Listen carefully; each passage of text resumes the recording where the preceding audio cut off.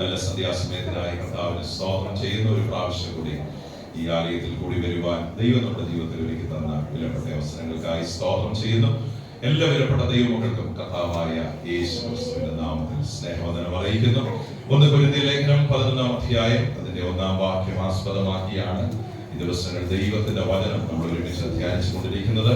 The book of 1 Corinthians chapter 11 verses 1 and 2. 1-2 വാക്യങ്ങൾ ഒന്നുകൂടെ പ്രാരംഭമായി ആരെങ്കിലും ഒരാൾ ശബ്ദമുയർത്തി വായിച്ച് സഹായിക്കും. ഞാൻ ക്രിസ്തുവിന്റെ അനുകാരിയായിരിക്കുന്നത് പോലെ നിങ്ങളും എന്റെ അനുകാരികളാകുകയും നിങ്ങൾ സകലത്തിലും എന്നെ ഓർക്കുകയും ഞാൻ നിങ്ങളെ ഏൽപ്പിച്ച കൽപ്പനകളെ പ്രമാണിക്കുകയും ചെയ്യുകയാൽ നിങ്ങളെ പുകഴ്ത്തുന്നു. ക്രിസ്തുവിന്റെ അനുകാരികളായി തീരുക എന്നൊരു വിഷയമാണ് ദിവസങ്ങളിൽ നമുക്ക് ചിന്തിപ്പാൻ പരിശുദ്ധാത്മാവ് നൽകിയിരിക്കുന്നത്. ഞാൻ ക്രിസ്തുവിന്റെ അനുകാരിയായിരിക്കുന്നത് പോലെ നിങ്ങളും എന്റെ അനുകാരികളാകുകയും. കർത്താവിന്റെ അനുകാരികളായി തീരുന്ന ആ ഭാഗ്യ പദവി അതൊരു വളരെ വെല്ലുവിളി നിറഞ്ഞ പ്രക്രിയയാണെന്ന് ഇന്നലെ രാത്രി മുതൽ നമ്മൾ ചിന്തിച്ചത്. ഈ പ്രക്രിയയിൽ നമ്മൾ ആരെ പോലെ ആകുകയാണ്? കർത്താവിനെ പോലെ ആകുകയാണ്, യേശുവെ പോലെ. ആ പ്രക്രിയയാണ് ഈ ദിവസങ്ങളിൽ നമ്മൾ പഠിക്കുകയും നമ്മുടെ വചന ധ്യാനത്തിനായി നമ്മൾ ചിന്തിക്കുകയും ചെയ്യുന്നത്. യേശുവെ പോലെ ആകുക, യേശുവെ പോലെ ആകുക. യേശുവെ പോലെ ആകണം എന്ന് ചിന്തിച്ചപ്പോൾ യേശു ആരായിരുന്നു എന്നൊരു ചിന്തയാണ് ഇന്നലെ രാത്രി നമ്മൾ ചിന്തിച്ചു തുടങ്ങി. നമ്മുടെ കർത്താവ് ആരായിരുന്നു, കർത്താവിന്റെ സ്വഭാവ ഗുണങ്ങൾ എന്തൊക്കെയാണ് നമ്മൾ ഇന്നലെ രാത്രി ചിന്തിച്ചു തുടങ്ങിയത്. 2 ചിന്തകൾ ഇന്നലെ നിങ്ങളുമായി ഞാൻ പങ്കുവെക്കുവാനുണ്ട്. നമ്മുടെ കർത്താവിന്റെ ഒന്നാമത്തെ ഏറ്റവും വലിയ പ്രത്യേകത സൗമ്യതയായിരുന്നു. ജെന്റിൽനെസ്, സൗമ്യനായ ഒരു കർത്താവ്. അതിനാധാരമായി ചില വാക്യങ്ങൾ എടുത്ത് ഞാൻ അതിലേക്ക് പോകുന്നില്ല. നമ്മുടെ കർത്താവിന്റെ മുഖമുദ്ര എന്ന് പറയുന്നത് സൗമ്യതയാണ്. രണ്ടാമത്തെ ഒരു ക്വാളിറ്റി നമ്മൾ ചിന്തിച്ചത് താഴ്മയാണ്, ഹംബിൾനെസ്, ഹ്യൂമിലിറ്റി. കർത്താവ് താഴ്മയുള്ള ഒരു കർത്താവായിരുന്നു. 2 പദങ്ങളാണ് ഇന്നലെ ചിന്തിപ്പാൻ ദൈവം നമുക്ക് അവസരം നൽകിയത്. അത് നമ്മുടെ ജീവിതത്തിൽ പകർത്തി മുന്നോട്ട് നീങ്ങുവാൻ കർത്താവ് നമ്മെ ഒരുക്കട്ടെ എന്ന് ആത്മാർത്ഥമായി ദൈവസന്നിധിയിൽ പ്രാർത്ഥിക്കുന്നു. ഈ സ്വഭാവങ്ങളൊക്കെ നമ്മിൽ വെളിപ്പെടുമ്പോൾ ഏറ്റവും സന്തോഷിക്കുന്ന സ്വർഗം. ഞാനിങ്ങനെ ചിന്തിക്കാറുണ്ട്, നമ്മുടെ കുഞ്ഞുങ്ങള് വികൃതിയൊക്കെ കാണിക്കുമ്പോ അല്ലെ കുസൃതി കാണിക്കുമ്പോ പെട്ടെന്ന് തമാശ രൂപത്തിൽ നമ്മൾ ചോദിക്കുന്ന ഒരു ചോദ്യമുണ്ട്, പപ്പയുടെ സ്വഭാവമാണോ? ഉണ്ടോ? നമ്മൾ തമാശ രൂപത്തിൽ ചോദിക്കുന്ന ഒരു ചോദ്യമാണ്, പപ്പയുടെ സ്വഭാവമാണോ മമ്മിയുടെ? സാധാരണ നിലയിൽ ആരും മറുപടി പറയുന്നില്ല, കാരണം പറയാൻ താല്പര്യമില്ല. ഇതെന്റെ സ്വഭാവമാണെന്ന് വെളിപ്പെടുത്താൻ നമ്മൾ എന്ത് ചെയ്യുന്നില്ല. എന്റെ കൂടെ ഉണ്ടോ? നമുക്കൊരു വൈമനസ്യം ഇടയ്ക്ക് തോന്നിയിട്ടുണ്ടോ? തോന്നിയിട്ടില്ല. ഉണ്ട്, അതൊരു യാഥാർത്ഥ്യമാണ്. ഇത് നമ്മുടെ സ്വഭാവമാണെന്ന് പറയാൻ നമുക്ക് എന്തുണ്ട്? ഒരു പ്രയാസമുണ്ട്. അങ്ങനെ ഒരു ചോദ്യം ചോദിച്ചു തുടങ്ങട്ടെ. നമ്മുടെ സ്വഭാവം കണ്ട് ഇതെന്റെ സ്വഭാവമല്ലെന്ന് കർത്താവ് വേദനിച്ചിട്ടുണ്ടോ?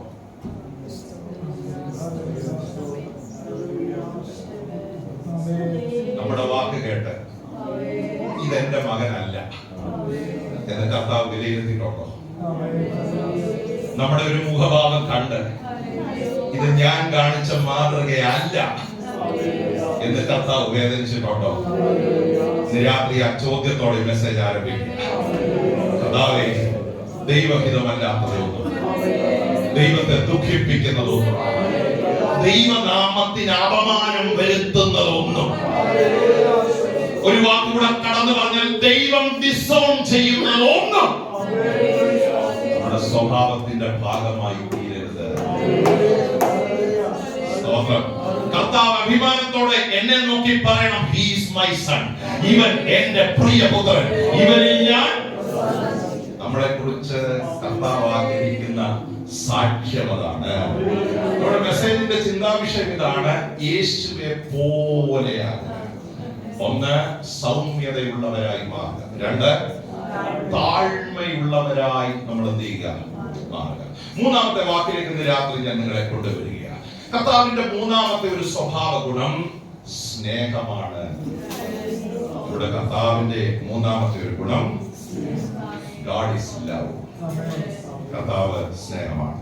യോഹന്നാന്റെ സുവിശേഷം 13-ാം അധ്യായം അതിന്റെ 34-35 വാക്യങ്ങൾ നമ്മൾ ഒരുമിച്ച് ചിന്തിക്കുക. The book of John chapter 13 verses 34 and 35. John chapter 13 verse 34 and 35.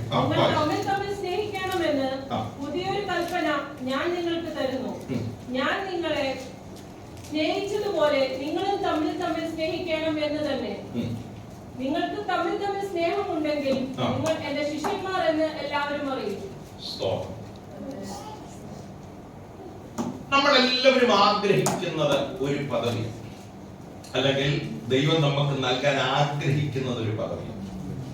ഈ മത്തായി സുവിശേഷം 28-ാം അധ്യായം എടുക്കണ്ട, അന്ത്യ കൽപ്പനയിൽ കർത്താവ് പറയുന്ന ഒരു വാക്കുണ്ട്: നിങ്ങൾ ഭൂലോകമൊക്കെയും പോയി സകല സൃഷ്ടികളോടും സുവിശേഷം.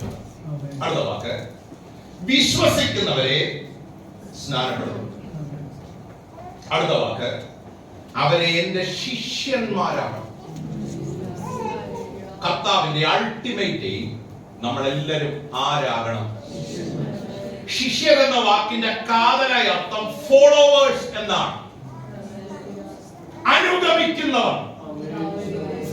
നമ്മൾ പാടുന്ന ഒരു പാട്ടുണ്ട്: യേശുവിൻ പിൻപേ പോകാൻ ഉറച്ചു, പിന്മാറാതെ ക്രൂശന്റെ മുൻപിൽ ലോകമൻ പിൻപിൽ. ആ വാക്ക് പറഞ്ഞിട്ട് പെട്ടെന്ന് പിടി കിട്ടിയില്ല. The cross before me, the world, no turning back. ഒരിക്കലും എന്ത് ചെയ്തില്ല. നമ്മൾ ആരെ ഫോളോ ചെയ്താ ഇറങ്ങിയത്? ഇടയ്ക്കെങ്കിലും പാടുന്ന ഒരു പാട്ടുണ്ട്: ആഴിയം നോർത്തില്ല, ആഴം അരാഞ്ഞില്ല. അടുത്ത വാക്കെല്ലാവരും ചേർന്നെന്ന് പറഞ്ഞേ: ഇറങ്ങി ഞാൻ പ്രിയനെ സമുദ്രത്തിൻ നടുവിൽ നിന്റെ വിളി കേട്ട്. ആരാകാൻ ഇറങ്ങിയത്? ഫോളോവേഴ്സ് ആകാൻ. ആ വാക്കിന്റെ പ്രത്യേകത എന്താ? ശിഷ്യരായി തീരുക. നമ്മൾ ആരായി തീരണമെന്ന് ദൈവം ആഗ്രഹിക്കുന്നു. ആരാ ഫോളോവേഴ്സ്? ഗുരുവിനെ അതുപോലെ അനുകരിക്കുന്നവർ, അവരാണ് ട്രൂ ഫോളോവേഴ്സ്. ഈ വാക്കാണ് യോഹന്നാൻ ഈ വാക്യത്തിൽ രേഖപ്പെടുത്തുന്നത്: നിങ്ങൾ എന്റെ ശിഷ്യന്മാരാണ്. ആ പദവിയിലേക്ക് നാം വളരണമെങ്കിൽ നമ്മിൽ ഉണ്ടാകേണ്ട ഒരു ക്വാളിറ്റി സ്നേഹമാണ്.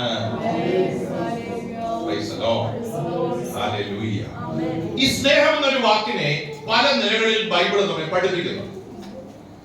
ബൈബിളിൽ ഉടനീളം നമ്മൾ പഠിച്ചാൽ 4 തരത്തിലുള്ള സ്നേഹത്തെ നമുക്ക് കാണാൻ കഴിയും. 4 തരത്തിലുള്ള സ്നേഹം അറിയേണ്ടവർക്ക് വേണ്ടി മാത്രം ഒന്ന് പറയാം, അത് നമ്മുടെ വിഷയമല്ലെങ്കിലും ഒന്ന് പറഞ്ഞു പോകുക.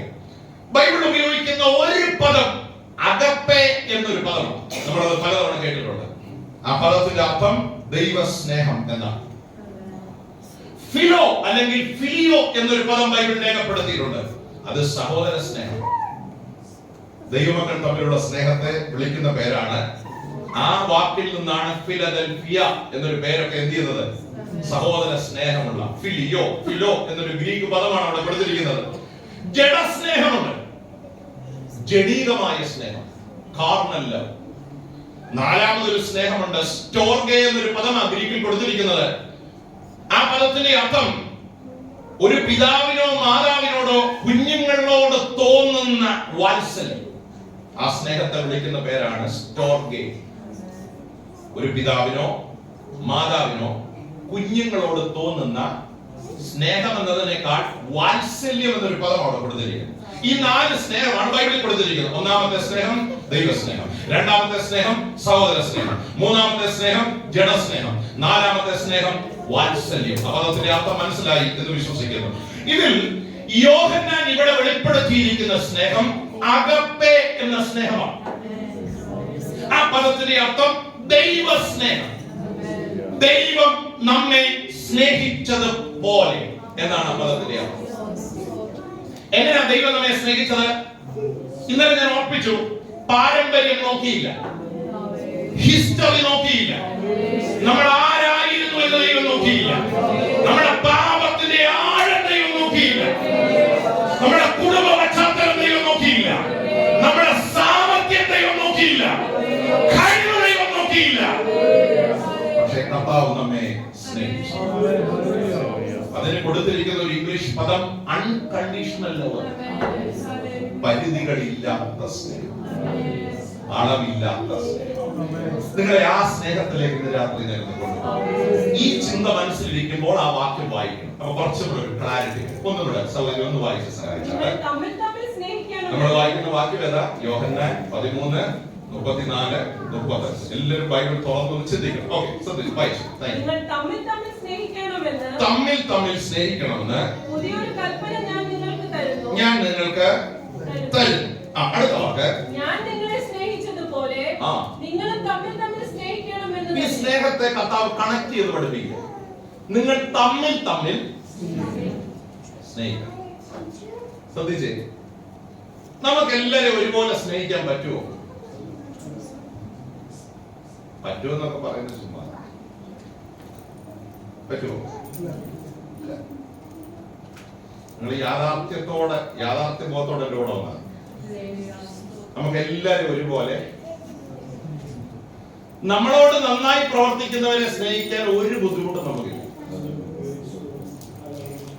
അതിന് പ്രത്യേകിച്ച് വിലയൊന്നും.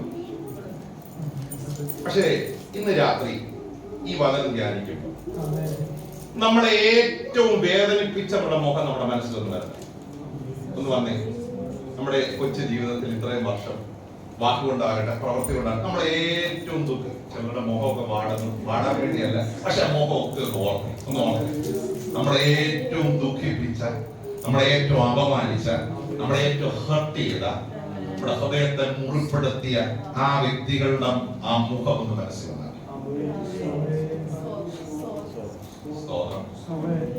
അവരെ നമുക്ക് സ്നേഹിക്കാൻ പറ്റും. അത് എളുപ്പമുള്ള കാര്യമാണ്.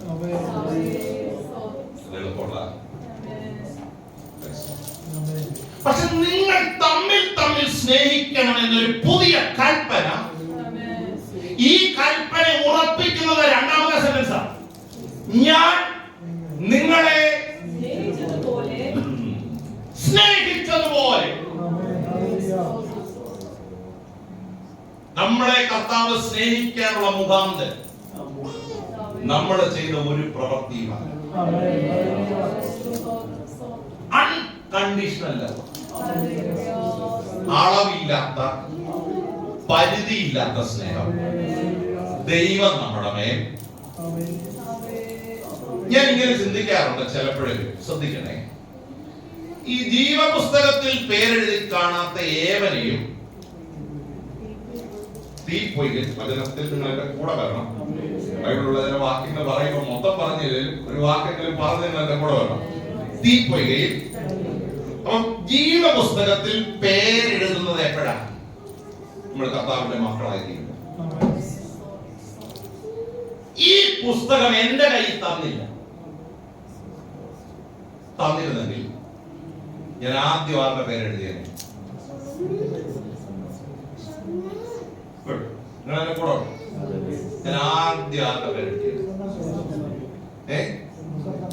സ്വന്തം പേരാദ്യം. രണ്ട്, എന്റെ കുടുംബത്തിന്റെ പേര്.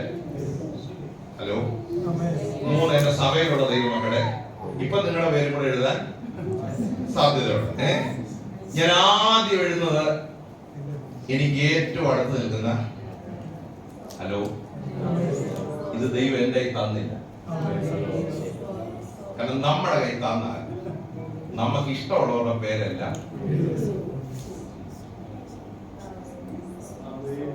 ഇത് ഒരു സഭയുടെ കയ്യിലും കൊടുത്തില്ല, ഒരു കമ്മിറ്റിക്കാരുടെ കയ്യിലും, ഒരു പാസ്റ്ററുടെ കയ്യിലും കൊടുത്തില്ല. ഇത് ദൈവത്തിന്റെ കയ്യിലാണ്. ഹലോ. പേരെഴുതുന്നതാരാ? ഈ പ്രൊറഗേറ്റീവ്, ഈ അധികാരം ദൈവം ആർക്കും വിട്ടുകൊടുത്തില്ല. ശ്രദ്ധിക്കണം, അർഹതയില്ലാത്തവരുടെ പേര് സ്വന്തം എഴുതിയത്.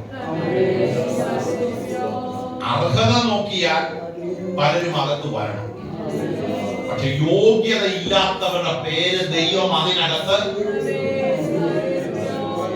ഈ മത്തായി സുവിശേഷത്തിലെ പട്ടിക എഴുതി വരുമ്പോ രാഹാബിന്റെ പേരും അതിനകത്ത്. യോഗ്യത ഇല്ലാത്ത ചിലരുടെ പേര്. നല്ല സ്തോത്രം പറയണം. എന്റെയും നിങ്ങളുടെയും പേര് യോഗ്യത കൊണ്ടല്ല എഴുതി ചേർത്തത്, കഴിവ് കൊണ്ടല്ല എഴുതി ചേർത്തത്, പക്ഷേ അങ്ങയുടെ മഹാദയ സുഗമ പുസ്തകത്തിൽ എഴുതി ചേർത്തത്. ഞാൻ നിങ്ങളെ സ്നേഹിച്ചതുപോലെ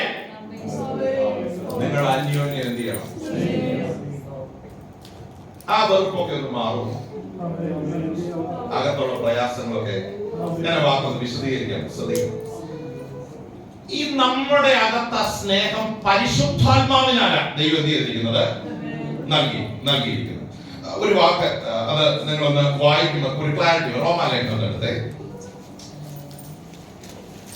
5-ാം അധ്യായം 5-ാം വാക്യം വായിച്ചു. Romance chapter 5:5. അതിനകത്ത് ഒരു പദം എഴുതിയിട്ടുണ്ട്, ശ്രദ്ധിക്കണം. ഭംഗം വരുന്നില്ല. ദൈവത്തിന്റെ സ്നേഹം, അത് അണ്ടർലൈൻ ചെയ്യണം. ദൈവത്തിന്റെ സ്നേഹം നമുക്ക് നൽകപ്പെട്ട പരിശുദ്ധാത്മാവിനാൽ നമ്മുടെ ഹൃദയങ്ങളിൽ പകർന്നിരിക്കുന്നു. ഇതെവിടാ പകർന്നിരിക്കുന്നത്? ആരാ പകർന്നത്? പരിശുദ്ധ. ക്ലാരിറ്റി വന്നു. സ്നേഹം എങ്ങനെയാണ് നമ്മുടെ അകത്ത് വന്നത്? ഇതൊരാള് പകർന്നത്. ആ ആളെ പൗലോസ് പരിചയപ്പെടുത്തുക. It is the Holy Spirit. പരിശുദ്ധാത്മാവിനാൽ ആ സ്നേഹം നമ്മുടെ അകത്ത്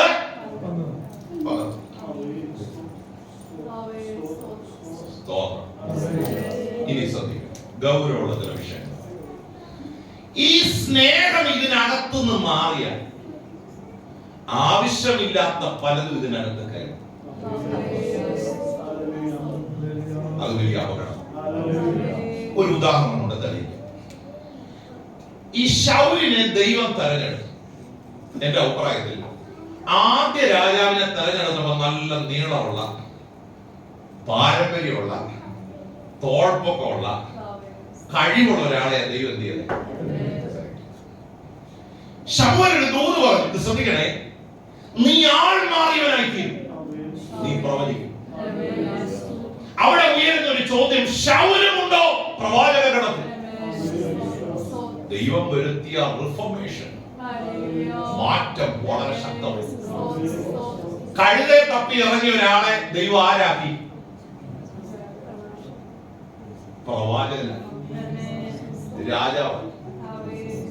ഹലോ, ചിലപ്പോ വിഷമത്തോടായി ഓടി വന്നത്, പലതിനെ തപ്പിയാ വന്നത്, പല വിഷയത്തിന്റെ മറുപടിക്ക് വേണ്ടിയാ. ഹലോ, പക്ഷേ ദൈവത്തിന്റെ ആത്മാവ് പകർന്നാൽ ആൾ മാറിയവരായിട്ട് നമ്മളെ എങ്ങനത്തെ ദൈവത്തിന്റെ ആത്മാവിനെ നിറയ്ക്കാൻ കഴിയുമെന്ന് കർത്താവേ, അങ്ങനെ ഒരു അനുഭവം എന്റെ ജീവിതത്തിൽ ഉണ്ടാകണമെന്ന് എത്ര പേർക്ക് പ്രാർത്ഥിക്കാൻ കഴിയും? ഈ പരിശുദ്ധാത്മാവ് ശൗലിന്റെ മേൽ വന്നു. ശ്രദ്ധിക്കണേ, യഹോവയുടെ ആത്മാവ് ശക്തിയോടെ നിന്റെ മേൽ വന്നിട്ട് നീ പ്രവചിക്കുകയും ആൾ മാറിയവനായി തീരുകയും ചെയ്യും. അകത്ത് എന്ത് വന്നു? മനസ്സിലായല്ലോ? അകത്ത് എന്ത് വന്നു? പക്ഷെ കുറെ കഴിഞ്ഞപ്പോ പരിശുദ്ധാത്മാവ് ഇരിക്കേണ്ടടത്ത് എന്ത് വന്നു? വചനം അറിയാവുന്നവരാണല്ലോ നിങ്ങൾ. പരിശുദ്ധാത്മാവ് ഇരിക്കേണ്ട സ്ഥാനത്ത് ദുരാത്മാവ്. ഞാൻ ചോദിക്കട്ടെ, ശൗൽ അറിഞ്ഞു? ഈ കൃപ ചോർന്നു പോകുന്നതും പിന്മാറി പോകുന്നതൊന്നും കൃപയാൽ നമ്മൾ എന്ത് ചെയ്യത്തില്ല. രക്ഷിക്കപ്പെട്ട സമയത്ത് ആ സന്തോഷമൊക്കെ ഒന്ന് മനസ്സിൽ വന്നു, ആ കയ്യടിയൊക്കെ ഒന്ന് മനസ്സിൽ വന്നു, ആ സ്വോത്രത്തിന്റെ പവർ, സ്നാനക്കടവിൽ നിന്ന് കയറി വന്നപ്പോൾ ആ ചിരിയൊക്കെ ഒന്ന് ഓർത്തേ. അതിലെവിടെയെങ്കിലും കുറവ് വന്നിട്ടുണ്ടോ? പക്ഷെ കുറവ് വന്നിട്ടുണ്ടെങ്കിലും പ്രശ്നം നമ്മൾ അറിയത്തില്ല. നമ്മുടെ ചിന്ത ഇപ്പോഴും യഹോവയുടെ ആത്മാവ് എന്റെ മേൽ ഉണ്ട്. ഇതുപോലെ സ്നേഹം ഇരിക്കേണ്ടത് ഇരുന്നില്ലെങ്കിൽ മറ്റു ചിലതിനകത്ത് ഈ സ്നേഹത്തിന്റെ ഓപ്പോസിറ്റ് എന്താ?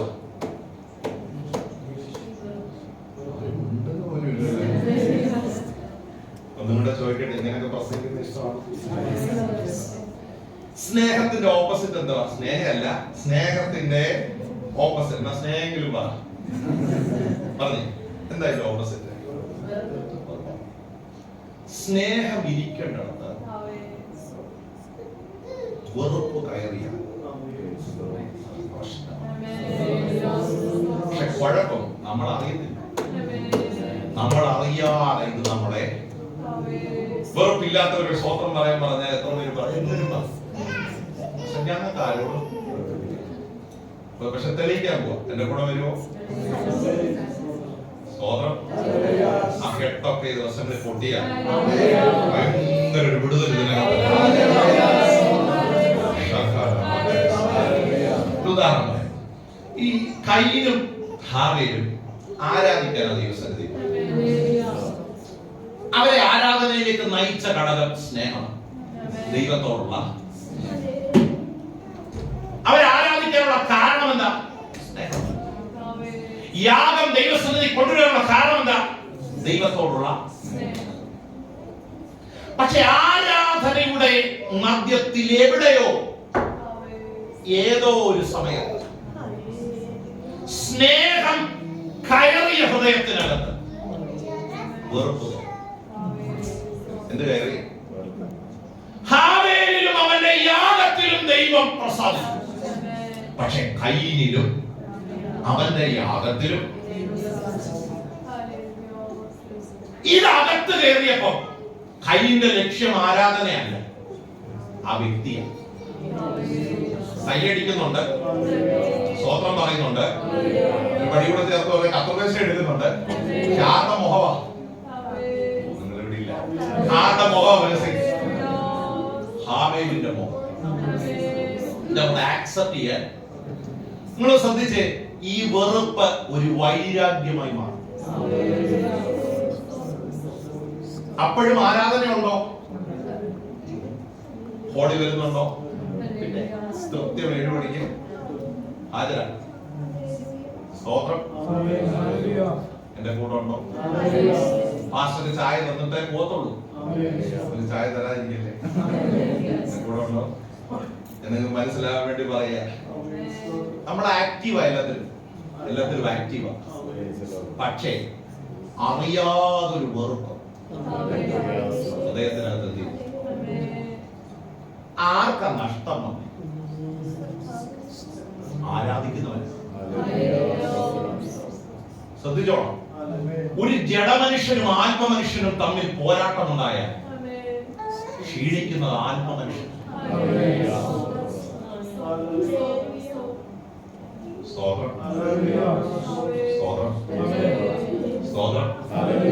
നമുക്ക് 2 ഓപ്ഷനേ ഉള്ളൂ. ഒന്നുകിൽ ഒഴിഞ്ഞു മാറാം, ഇല്ലെങ്കിൽ അവനെ പോലാകാം. ആരെ പോലെ? ഒരു ആത്മമനുഷ്യനും ജഡമനുഷ്യനും തമ്മിൽ ഫൈറ്റ് ചെയ്താൽ എന്റെ മുന്നിൽ 2 ചോയ്സ് ഉണ്ട്. ഒന്നെങ്കിൽ എനിക്ക് ദാവീദ് ഒഴിഞ്ഞു മാറിയതുപോലെ, ഇല്ലെങ്കിൽ എനിക്ക് ശൗലിനെ പോലാകാം. നമ്മളെ ഏത് സെലക്ട് ചെയ്യും?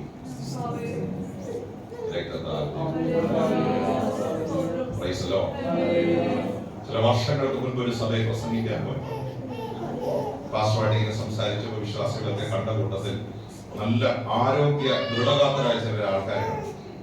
സ്വതം ഒരിങ്ങനെ പോയിരിക്കുക. അവരെ കണ്ടിട്ട് എനിക്ക് ഇച്ചിരി പേടിയൊക്കെ മനസ്സിൽ തോന്നും.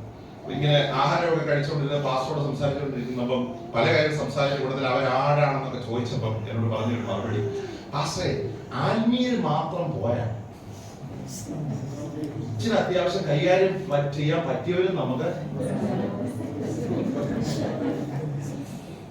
ഹലോ, പ്രാർത്ഥിക്കുന്നവരാണെങ്കിൽ സഭയ്ക്കകത്ത് ആരും വേണം അത്യാവശ്യം കൈകാര്യം ചെയ്യാൻ. എന്റെ കൂടെ ഉണ്ടോ? മനസ്സിലാകുന്നുണ്ട്. കർത്താവിന് അവരെ ആവശ്യമില്ല.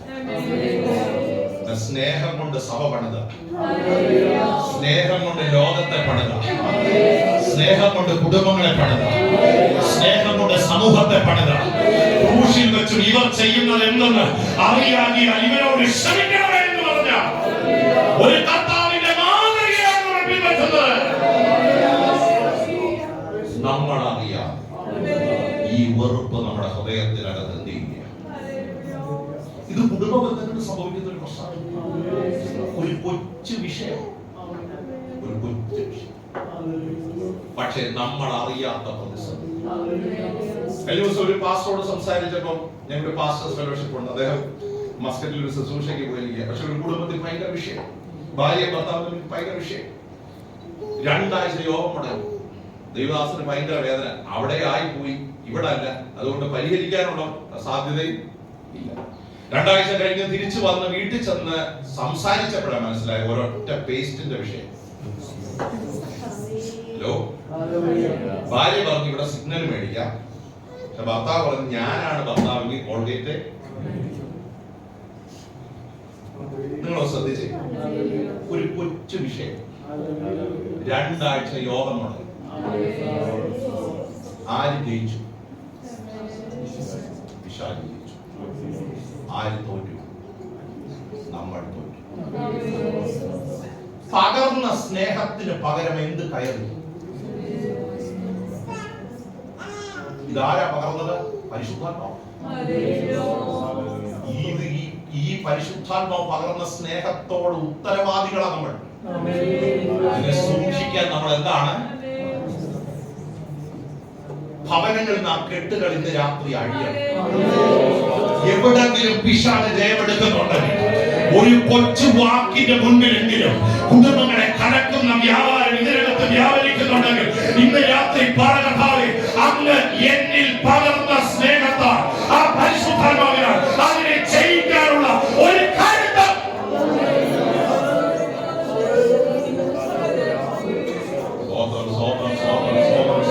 അത് സഭയ്ക്കകത്താകട്ടെ, അത് സമൂഹം എവിടെയാണോ ദൈവം നിന്നെ ആക്കിയിരിക്കുന്നത്, ജോലി സ്ഥലത്താകട്ടെ, ഏറ്റവും വേദനിപ്പിച്ചവർക്ക് വേണ്ടി പ്രാർത്ഥിക്കാൻ, അവരെ സ്നേഹിക്കാൻ നല്ല മനസ്സ് നമ്മൾ ഈ ദിവസങ്ങളിൽ നിൽക്കുന്നില്ല. 34-ാം വാക്യം ഒന്ന് ശ്രദ്ധിച്ചേ. 35-ാം വാക്യം ഒന്ന് വായിച്ചാട്ടെ. യോഹന്നാന്റെ സുവിശേഷത്തിലാണ് നമ്മൾ നിൽക്കുന്നത്. 13-ാം അധ്യായം 35-ാം വാക്യം. ആർക്കും വായിക്കാം. ബൈബിൾ തുറന്ന് ആർക്കും വായിക്കാം. സ്നേഹമുണ്ടെങ്കിൽ നിങ്ങൾ എന്റെ ശിഷ്യന്മാർ എന്ന് എല്ലാവരും അറിയും. നമുക്കെല്ലാം ആരാകണമെന്ന് ആഗ്രഹമുണ്ട്? ശിഷ്യരാണ് അല്ലേ? അങ്ങനെ ആഗ്രഹമില്ലാത്ത ആരും? ഒരു ഉദാഹരണം പറയുന്നത് മനസ്സിലാവും. ഒരിക്കലും ഒരു ദൈവദാസ സഭയെ ചോദിച്ചു, സ്വർഗത്തിൽ പോകാൻ ആഗ്രഹമുള്ള എത്ര പേരുണ്ട്? എല്ലാരും കൈവിട്ടു. രണ്ടാമത്തെ ചോദ്യം, മരിക്കാൻ ആഗ്രഹമുള്ള? ഹലോ, മറ്റേയാള് കൂടെ ഉണ്ടോ? ഒന്നാമത്തെ എല്ലാരും, പക്ഷെ രണ്ടാമത്തെ ആരും? ഇത് തന്നെ ഇവിടെ പ്രശ്നം. ശിഷ്യരാകണോ? പിന്നെ എല്ലാരും ഇച്ചിരി സ്വർഗത്തിൽ പോണോ? എന്നോടുള്ള സ്നേഹം കുറഞ്ഞോ? അല്പമെങ്കിലും? എല്ലാവർക്കും ആഗ്രഹം എനിക്ക് ശിഷ്യനാണ്. പക്ഷെ കർത്താവ് പറയാ, സ്നേഹിക്കാൻ കഴിയാത്തവൻ എന്നെ ഫോളോവർ ആകാൻ, എന്നെ ശിഷ്യനാകാൻ. നമ്മളെ വെറുത്തവർക്ക് വേണ്ടി പ്രാർത്ഥിക്കണം. നമ്മളെ കരയിപ്പിച്ചവർക്ക് വേണ്ടി പ്രാർത്ഥിക്കണം. നമ്മെ ആരെങ്കിലും ഹർട്ട് ചെയ്യണ്ട, നമ്മുടെ ഹൃദയത്തെ മുറിച്ചവർക്ക് വേണ്ടി പ്രാർത്ഥിക്കണം. അത് കുടുംബത്തിനകത്താകട്ടെ, സഭയ്ക്കകത്താകട്ടെ, അവർക്ക് വേണ്ടി പ്രാർത്ഥിക്കാനുള്ള മനസ്സുണ്ടായാൽ നീ വളരുന്നത് ശിഷ്യനായിട്ടാണ്. എത്ര പേർക്ക് ഞാൻ പറയുന്നത് മനസ്സിലാകും? യോഹന്നാന്റെ ലേഖനം, the book of 1 John chapter 4, യോഹന്നാന്റെ ലേഖനം 4-ാം അധ്യായം അതിന്റെ 7-ഉം 8-ഉം വാക്യങ്ങൾ ഒരുമിച്ച് ഒന്ന് ധ്യാനിക്കാം. യോഹന്നാന്റെ ലേഖനം, the book of 1 John chapter 4 verses 7 and 8. 7-ഉം 8-ഉം നാം അന്യോന്യം സ്നേഹിക്കാം. സ്നേഹം ദൈവത്തിൽ നിന്ന് വരുന്നു. സ്നേഹിക്കുന്നവനെല്ലാം ദൈവത്തിൽ നിന്ന് ജനിച്ചിരിക്കുന്നു, ദൈവത്തെ അറിയുകയും ചെയ്യുന്നു.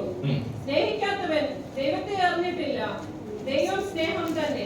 ശ്രദ്ധിക്കുക, വളരെ അർത്ഥവത്തായ ചില ചിന്തകൾ, വിശദീകരിക്കേണ്ട ചില ചിന്തകളാണ് ഈ വേദഭാഗത്തിൽ കൊടുത്തിരിക്കുന്നത്. യോഹന്നാൻ സഭകൾക്ക് ലേഖനം എഴുതുമ്പോൾ പൊതുവായി പറയുന്ന ഒരു വാക്കുകളാണ് നാം അന്യോന്യം. എന്നിട്ട് ദൈവത്തിന്റെ ദാസൻ രേഖപ്പെടുത്തിയ സ്നേഹം ആരിൽ നിന്ന് വരുന്നു? അങ്ങനെ ഞാൻ ചോദിക്കട്ടെ, സ്നേഹത്തിന്റെ ഓപ്പോസിറ്റ് ആരിൽ നിന്ന് വരുന്നു? അത് അഡ്മിറ്റ് ചെയ്യാൻ നമുക്ക് ബുദ്ധിമുട്ടാണ്. നമുക്ക് ദേഷ്യമുണ്ട്, നമുക്ക് കോപമുണ്ട്, പക്ഷെ അത് ആരിൽ നിന്ന് വരുന്നു എന്ന് അംഗീകരിക്കാൻ നമുക്ക്. അപ്പൊ അങ്ങനെയെങ്കിൽ ഇടയ്ക്കെങ്കിലും നമ്മുടെ അകത്ത് ചിലത് കയറുന്നുണ്ടോ? ഏത് മറ്റേ പുള്ളി ഞാൻ വളരെ സിമ്പിളായിട്ട് ആ വാക്ക് രേഖപ്പെടുത്തേ. മറ്റേ ആളെ ഇടയ്ക്കെങ്കിലും അകത്ത് നോക്കിയല്ലോ കേട്ടോ, ഇങ്ങോട്ട് നോക്കി മിണ്ടല്ലോ കേട്ടോ. ഓക്കെ, ആ ഗുഡ് ബോയ്. ഓക്കെ, അപ്പൊ ഇടയ്ക്കെങ്കിലും നമ്മുടെ അകത്ത് അത് കയറാറുണ്ടോ? എനിക്കറിയാം, അഡ്മിറ്റ് ചെയ്യാൻ ബുദ്ധിമുട്ടാണ്. പ്രസംഗിക്കുന്ന എന്റെ അകത്തും ചില സമയത്തെങ്കിലും, കാരണം സ്നേഹം ഇരിക്കേണ്ടടത്ത് മറ്റു ചിലത് എന്ത് ചെയ്യും? ഇതിനെ ജയിക്കാൻ അന്യഭാഷ പറഞ്ഞുകൊണ്ട് പറ്റില്ല, കൈ അടിച്ചതുകൊണ്ടും റെഗുലറായി ഫാസ്റ്റിംഗിൽ സംബന്ധിച്ചതുകൊണ്ടും പിന്നെ എന്ത് ചെയ്യണം? കരഞ്ഞു പ്രാർത്ഥിക്കണം. എനിക്കിതിനുള്ള കൃപ വേണം. എന്റെ മനസ്സിനെ പരിവപ്പെടുത്തിയെടുക്കണം. എന്റെ ദൈവമേ അതിനായി എന്റെ ദൈവം ഒരുക്കിയെടുക്കണമേ. എന്റെ മനസ്സിനെ രൂപപ്പെടുത്തുന്ന ആ ഒരു കൃപ എന്നിൽ ഈ ഉപവാസത്തിൽ വ്യാപരിക്കണമെന്ന് എത്ര പേർക്ക് പ്രാർത്ഥിക്കാൻ കഴിയും? ദൈവത്തിൽ നിന്ന് സ്നേഹം വരുന്നു. സ്നേഹിക്കുന്നവരെല്ലാം ദൈവത്തിൽ നിന്ന് ജനിച്ചിരിക്കുന്നു, ദൈവത്തെ അറിയുകയും ചെയ്യുന്നു. Those who love have been born of God. ദൈവത്തിൽ നിന്ന് ജനിച്ചിരിക്കുന്നു. സ്തോത്രം. വീണ്ടും ജനനം പ്രാപിച്ചവന്റെ ഹൃദയത്തിനകത്ത് എന്തുണ്ട്? സ്തോത്രം. അങ്ങനെ ഒരു ചോദ്യം വരാം, പക്ഷെ ഞാൻ മിണ്ടാതിരുന്നിട്ടും പിന്നെയും പിന്നെ എന്നെ വേദനിപ്പിച്ചാൽ എന്ത് ചെയ്യും? ജസ്റ്റ് അവോയ്ഡ് ചെയ്യാം. നമ്മൾ എന്ത് ചെയ്യാം? കർത്താവിന്റെ സന്നിധിയിൽ അഭിഷേകം ചെയ്യണം. അവിടെ സംസാരിക്കാൻ പാടില്ല. അവിടെ ഒരു വാക്ക് നമ്മൾ എന്ത് ചെയ്യാൻ പാടില്ല? പ്രതികരിക്കാൻ പാടില്ല. പ്രതികരിക്കേണ്ടിടത്ത് നമ്മൾ എന്ത് ചെയ്യാൻ പറ്റും? ഇന്നലെ ഞാൻ ഓർപ്പിച്ച ഒരു പദം സൗമ്യത എന്നൊരു പദമാണ്. അതിനോ നിങ്ങളെ പഠിപ്പിച്ച ഒരു വാക്ക് ശാന്തതയാണ്. പക്ഷേ ഈ സൗമ്യത എന്നൊരു പദം ശരിക്കും പഠിച്ചു വരുമ്പോൾ ഗ്രീക്കിൽ കൊടുത്തിരിക്കുന്ന ഒരു പദം ഇതാണ്. ട്രെയിൻഡ് ഡോഗ് എന്നൊരു പദം ഉപയോഗിച്ചിരിക്കുന്നത്. ശ്രദ്ധിക്കണേ, സൗമ്യത എന്നൊരു പദത്തിന് ഗ്രീക്ക് മൂലഭാഷയിൽ കൊടുത്തിരിക്കുന്ന ഒരർത്ഥം ട്രെയിൻഡ് ഡോഗ് എന്നാണ്. ഈ ട്രെയിൻ ഡോഗിന്റെ പ്രത്യേകത എന്താന്ന് പറയാം? കുരയ്ക്കേണ്ടിടത്തെ കുരയ്ക്കും. ഹലോ, കുരയ്ക്കാൻ പാടില്ലാത്തടത്ത് ട്രെയിൻഡ് ഡോഗ്. ആ പദം ശ്രദ്ധിച്ചോ? Trained dog. കുരയ്ക്കേണ്ടിടത്ത് നമ്മൾ എന്ത് ചെയ്യണം? നമ്മൾ ഏറ്റവും കൂടുതൽ ശബ്ദം ഉയർത്തേണ്ടത് എവിടെ? ഏറ്റവും കൂടുതൽ ശബ്ദം വെളിപ്പെടേണ്ട സ്ഥലം ഏതാണ്? ആലയത്തിൽ. അങ്ങനെയാണോ? അങ്ങനെയാണോ? അങ്ങനെയാണോ? ശബ്ദം പുറത്ത് വരുന്നില്ല. അങ്ങനെയാണോ? നമ്മുടെ ശബ്ദം എവിടെ ഏറ്റവും ഉയരുന്നത്? മൗനമായിരിക്കേണ്ടിടത്ത് മൗനമായിരിക്കണം, പ്രതികരിക്കേണ്ടിടത്ത് പ്രതികരിക്കണം. പലപ്പോഴും നമുക്കത് പറ്റുന്നില്ല. രക്തത്താൽ ജയപ്പെടുക. ഇന്ന് രാത്രി വചനം ദൈവസഭയ്ക്ക് കൈമാറുമ്പോൾ കർത്താവേ, പ്രതികരണ ശേഷിയുള്ളവരാകണം. പക്ഷെ പ്രതികരിക്കേണ്ടിടത്ത് പ്രതികരിക്കാനുള്ള ഒരു അഭിപ്രായ വ്യത്യാസമുണ്ടെങ്കിൽ വളരെ സൗമ്യതയുള്ളതാണ്. സഹോദര, ഇത് തെറ്റാണ്, ഇത് അനാത്മീയമാണെന്ന് വളരെ പൊളൈറ്റ് ആയിട്ട് എന്ത് ചെയ്യണം? ഈ പാസ്റ്റേഴ്സിന്റെ കമ്മിറ്റിയിലൊക്കെ ഞാൻ ചെയ്യുന്ന ഒരു കാര്യം, എന്റെ ജീവിതത്തിൽ പ്രാക്ടീസ് ചെയ്യുന്ന ഒരു കാര്യം, എനിക്ക് അനാത്മികമായി ആത്മീയമായി ഒരു അഭിപ്രായ വ്യത്യാസം ഉണ്ടെങ്കിൽ ആ വ്യക്തിയോട് നേരിട്ട് എന്ന് പറയാം, അച്ഛാ ഇതിൽ എനിക്ക് അഭിപ്രായ വ്യത്യാസമുണ്ട്, ഇത് ശരിയായ നടപടിയാണ്. പക്ഷെ ലോകത്താരും അത് അറിയില്ല. അത് പേഴ്സണൽ, അവിടെ അത് അവസാനിപ്പിക്കും. അതിനപ്പുറത്തേക്ക് അത് എന്ത് ചെയ്യാൻ പാടില്ല. എവിടെ ബാർക്കിംഗ് സ്റ്റോപ്പ് ചെയ്യണമെന്ന് അറിയുന്ന ഒരാളാണ് ട്രെയിൻഡ് ഡോഗ്. എവിടെ സംസാരിക്കണം, എവിടെ സംസാരിക്കാൻ പാടില്ല, എവിടെ ഒഴിഞ്ഞു മാറണം, എവിടെ മൗനമായിരിക്കണം, എവിടെ ശാന്തമായിരിക്കണം എന്ന്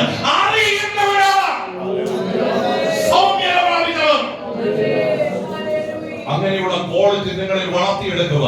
ഈ ദിവസങ്ങളിൽ പരിശുദ്ധാത്മാവ് കൃപ ചെയ്യട്ടെ എന്ന് ഞാൻ ആത്മാർത്ഥമായി ദൈവസന്നിധിയിൽ പ്രാർത്ഥിക്കുക. നമ്മളെ ഏറ്റവും വേദനിപ്പിച്ചവരെ സ്നേഹിക്കാൻ കഴിയുന്ന കൃപയാണ് സ്നേഹം.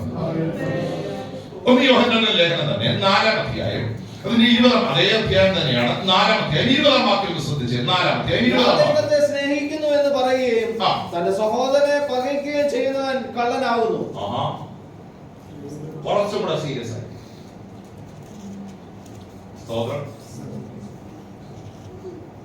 നമ്മളെ ആ വാക്ക് ആരും വിളിച്ചു കേട്ടാൽ നമ്മള് ലാസ്റ്റ് നിർത്തിയ വാക്ക് ഏതാ പറയണ്ട.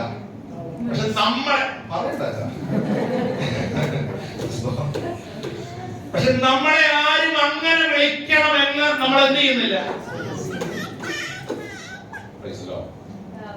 പക്ഷെ സ്വർഗം പറയുക.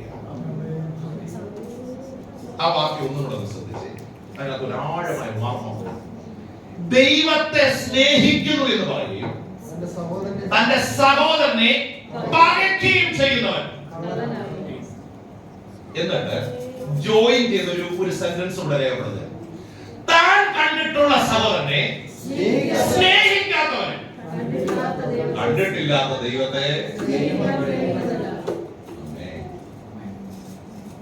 സ്നേഹം ദീർഘമായി ക്ഷമിക്കും. 1 കൊരിന്ത്യർ ലേഖനം 13-ാം അധ്യായം തന്നെ ഇതിനെ കുറിച്ച് എഴുതാനാണ്. അവിടെ പൗലോസ് പറയുന്നു, നിങ്ങൾ ദൂതന്മാരുടെ ഭാഷയിൽ സംസാരിച്ചാൽ സ്നേഹമില്ലെങ്കിൽ, നിങ്ങൾ അന്യഭാഷകളിൽ സംസാരിച്ചാൽ സ്നേഹമില്ലെങ്കിൽ, എനിക്ക് അതിനകത്ത് ഒരു പദം നിങ്ങളുടെ മനസ്സിൽ നമുക്കൊന്ന് എടുക്കാം. 1 കൊരിന്ത്യർ ലേഖനം 13-ാം അധ്യായം. ഞാനിത് പറഞ്ഞു പോകാമെങ്കിലും നിങ്ങൾ ആ വാക്ക് ഒന്ന് അണ്ടർലൈൻ ചെയ്യണം. ദൈവത്തിന്റെ സ്തോത്രം. 1 കൊരിന്ത്യർ ലേഖനം 13-ാം അധ്യായം അതിന്റെ 1-2 വാക്യങ്ങൾ ഒന്ന് ശ്രദ്ധിച്ചത് വായിച്ചു. ഞാൻ മനുഷ്യരുടെയും ദൂതന്മാരുടെയും ഭാഷകളിൽ സംസാരിച്ചാലും എനിക്ക് സ്നേഹമില്ല എങ്കിൽ ഞാൻ മുഴങ്ങുന്ന ചെമ്പോ ചിലമ്പുന്ന കൈത്താളമോ അത്രേ. പൗലോസ് പറയുകയാണ്, മനുഷ്യരുടെയും ദൂതന്മാരുടെയും ഭാഷയിൽ ഞാൻ കൃപാവരങ്ങളിൽ ടോപ്പാണെന്നിരിക്കട്ടെ, പക്ഷേ സ്നേഹമില്ലെങ്കിൽ ഞാൻ മുഴങ്ങുന്ന ചെമ്പോ. ആ വാക്ക് ഭയങ്കര നമ്മളെ കാണുമ്പോ പാസ്വത തോന്നും, ഈ സഹോദരൻ അല്ലെങ്കിൽ ഈ സഹോദരി എത്ര നന്നായിട്ടാണ് ദൈവത്തെ.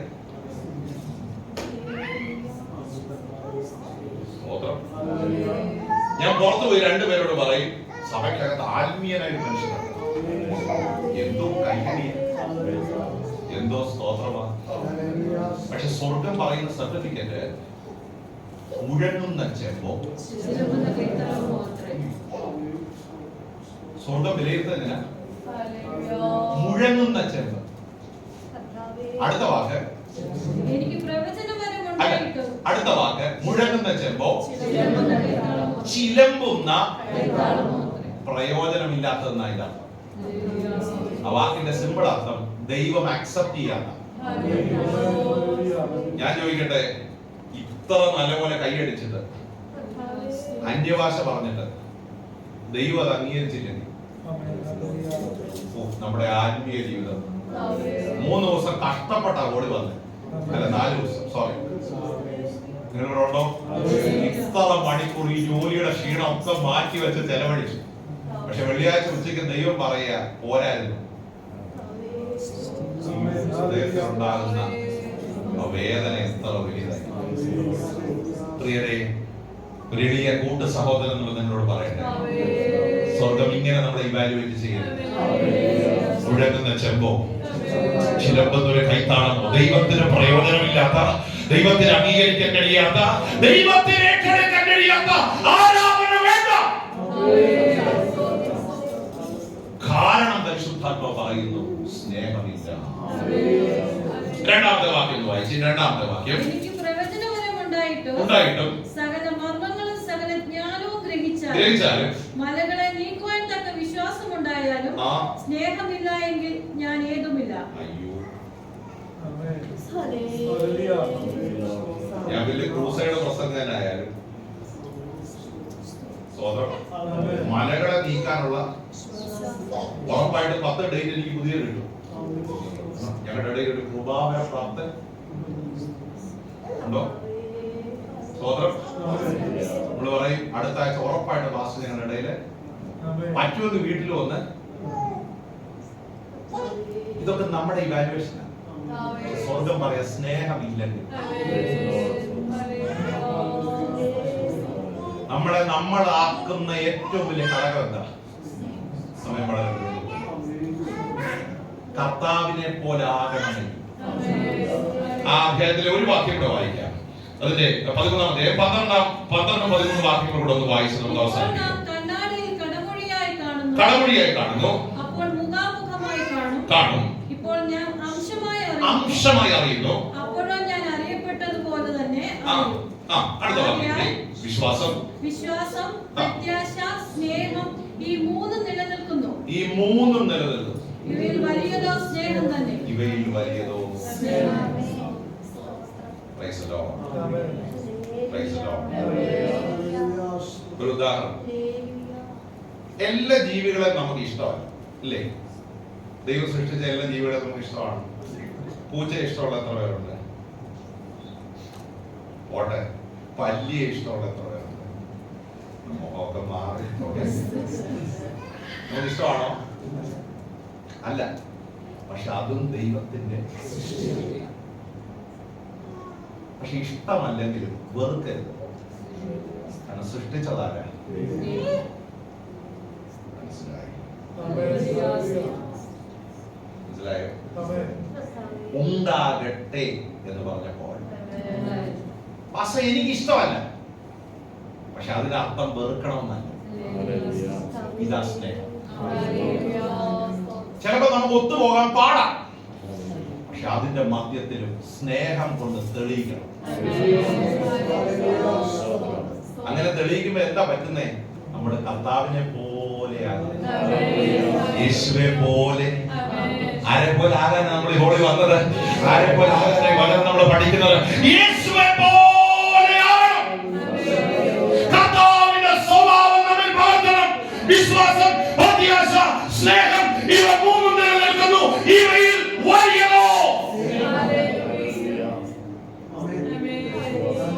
ലോകത്തെ കീഴടക്കാൻ പറ്റിയ ഏറ്റവും വലിയ ആയുധം, സകല മനുഷ്യരെ കീഴ്പ്പെടുത്താൻ പറ്റിയ ഏറ്റവും വലിയ ആയുധം സ്നേഹമാണ്. സ്നേഹം കൊണ്ടാണ് ക്രിസ്തുവിന്റെ ക്വാളിറ്റി നമ്മൾ മറ്റുള്ളവരെ രാത്രി അത് പറ്റും. ദൈവത്തിന് സ്തോത്രം ചെയ്യുക. സ്നേഹം എന്നുള്ളത് നമ്മിൽ പകർത്തുന്നത് എന്തിനാണെന്ന് ചോദിച്ചാൽ ഒറ്റ ലക്ഷ്യം, ശിഷ്യനായി തീരണം. എല്ലാ കണ്ണുകളും ദൈവത്തോടൊന്നും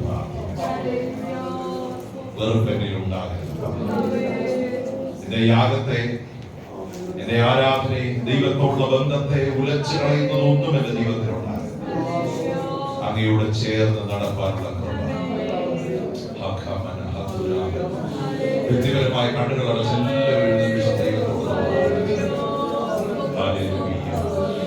എല്ലാവരും സ്നേഹിക്കാനുള്ള ഒരു മനസ്സ്, താഴ്മയുള്ള ഒരു മനസ്സ്, സൗമ്യതയുള്ള ഒരു മനസ്സ്, ഈ നാടുകൾ അതിനെ അവകാശമാക്കുവാനുള്ള കൃപ ദൈവരായി ഞങ്ങളുടെ മേൽ അധികമായി പകരണമെന്ന് എത്ര പേർക്ക് ആത്മാർത്ഥമായി ദൈവത്തോടൊന്ന് പ്രാർത്ഥിക്കാൻ കഴിയും? അങ്ങേ വേദനിപ്പിക്കുന്ന ഒന്നും ഞങ്ങൾക്ക് വേണ്ട, ആ ഒരു സ്വഭാവം ഞങ്ങൾക്ക് വേണ്ട, അതൊന്നും ഞങ്ങളിൽ വെളിപ്പെടേണ്ട കർത്താവേ, അതിനെയൊക്കെ ജയിക്കാനുള്ള കൃപ ഈ ദിവസങ്ങളിൽ ഞങ്ങളുടെ മേൽ പകരണമെന്ന് എത്ര പേർക്ക് ആത്മാർത്ഥമായി പ്രാർത്ഥിക്കാൻ കഴിയും?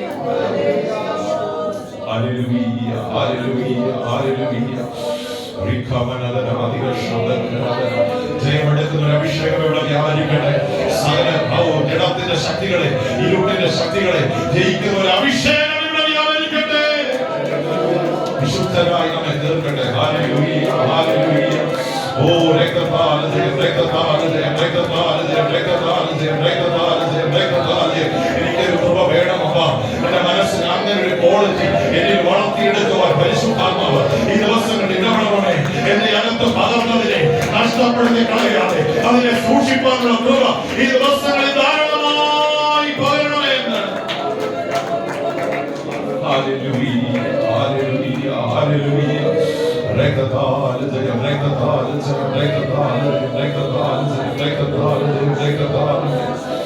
Hallelujah, hallelujah, hallelujah.